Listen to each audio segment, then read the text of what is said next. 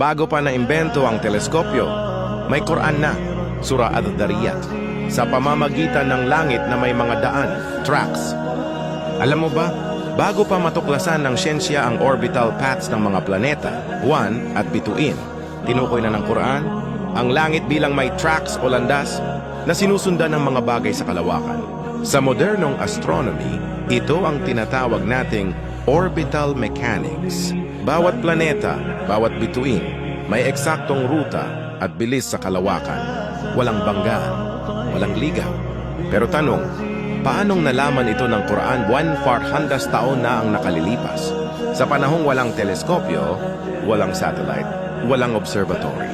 Kung hindi ito galing sa siyensyang tao, galing ba ito sa may likha ng kalawakan mismo?